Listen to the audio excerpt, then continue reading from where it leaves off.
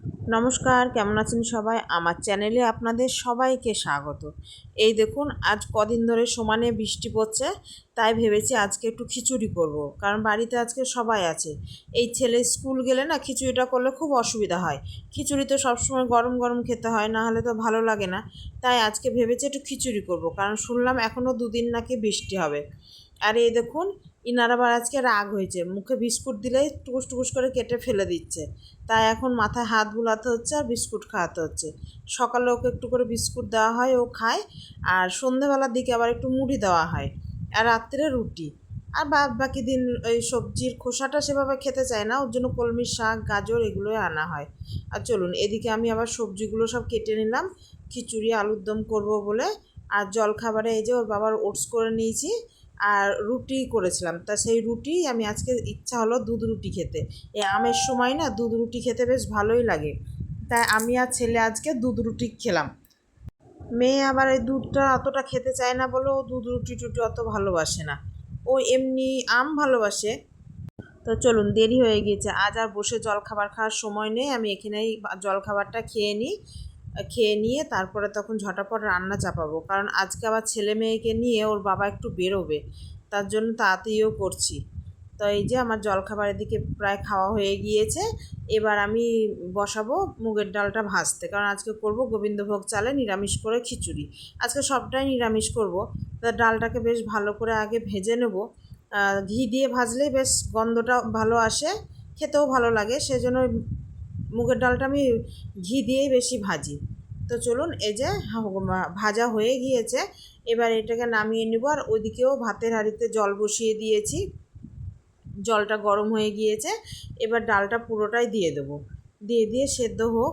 তা করতে অল্প সেদ্ধ হবে, তারপরে তখন চালটা দেবো, কারণ একসাথে চাল ডাল দিলে আবার গোবিন্দভোগ চালটা তো খুব তাড়াতাড়ি সেদ্ধ হয়ে যায়, আর মুগের ডালটা একটু সময় লাগে। তো এই যে এদিকে ডালটাও অর্ধেকটা সেদ্ধ হয়ে গিয়েছে। এবার দিয়ে দিয়েছি চাল। আর তার আগে লবণ হলুদ সবই দিয়ে দিয়েছিলাম। মশলার মধ্যে দিলাম শুধু আদা লঙ্কা বাটা, আর সেভাবে কিছু দিলাম না। আর এদিকে আলুর দমটাও প্রায় হয়ে গিয়েছে, এবার নামিয়ে নেবো। আর এই যে হয়ে গিয়েছে, এবার নামানোর আগে দিয়ে দিলাম এখানে নারকেল ভেজে রেখেছিলাম, আর হচ্ছে বাদাম, বাদাম এগুলোকে ভেজে রেখেছিলাম।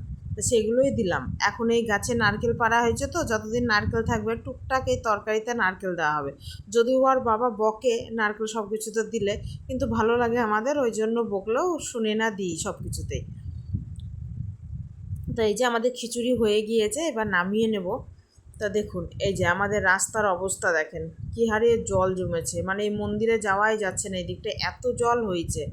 আর এই যে চাটনি বসিয়েছি, এটা না আমার মায়ের স্পেশাল চাটনি, টমেটো আর আমের আচার করে রাখে, সেই আমের আচার দিয়ে চাটনি। এত ভালো হয় না এই চাটনিটা খেতে, কি বলবো আপনাদেরকে।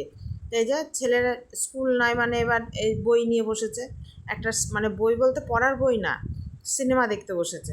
তা আমিও শুদ্ধ আবার ওর সাথে একটু বসেছি, রান্না হয়ে গিয়েছে। আর বেগনিটা তো গরম গরম খাবার সময়তেই ভাজবো, তাই আমি ওর সাথে একটু বসেছি। বসে একটু গল্প করছে আর জিজ্ঞাসা করছে, তারপর বিরক্ত খাচ্ছে, কারণ ওর তো অনেকটা দেখা হয়ে গিয়েছে, আমি তো শেষের দিকে গিয়েছি। চলুন, সময় হয়ে গিয়েছে, ওরাও সান্ধান করে সব রেডি হয়ে গিয়েছে। আমি বেগনিগুলো সব ভেজে নিই, তারপরে তখন ওদেরকে খেতে দিয়ে পরে তখন আমি আর ওর দাদু খাবো, কারণ ওদের এখন তাড়া আছে। আর এখন নাকি বেগুনের প্রচণ্ড দাম, তাই এখন বাড়িতে বেগুনটা খুব কম আসছে। আছে মিষ্টি কুমড়ো, তা মিষ্টি কুমড়ো দিয়েই আজকে ভেজে নিয়েছি। কিন্তু মিষ্টি কুমড়ো দিয়ে ভাজলে কি হবে খেতে, কিন্তু এটাও খুব ভালো লাগে। কিন্তু ছেলে আবার মিষ্টি কুমড়ো দিয়ে কোনো মতেই খাবে না বেগনি। তাই ওর জন্য আবার কিছুটা গোল গোল করে আলু কেটে নিয়েছি, ওরগুলো আলু দিয়েই ভেজে নেব। আলু দিয়ে ভাজলে ও আবার খায়, কিন্তু কুমড়োরটা কোনো মতেই খাবে না। আমরা কুমড়ো দিয়ে খাই, ঝিঙে দিয়ে খাই, ও কিছুতেই খাবে না। তো চলুন, ওদের দুই ভাই বোন রেডি হয়ে গিয়েছে, ওরা খেতে বসুক। ওর বাবা আবার একটু বেরিয়েছে, আসুক, তারপরে তখন ওর বাবাকেও খেতে দিয়ে দেবো।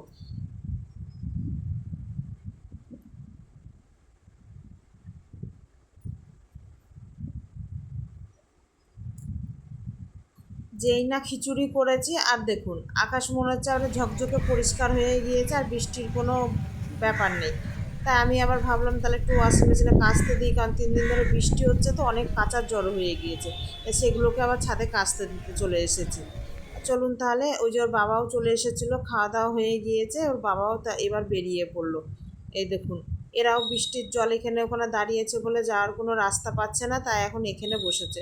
তা থাক, ওদেরকেও কোনো তাড়িয়ে লাভ নেই, চারিদিকে তো জল ওড়াই বা যাবে কোথায় বলুন। তাহলে ভিডিওটি আজ এখানেই শেষ করলাম, কেমন লাগলো জানাবেন।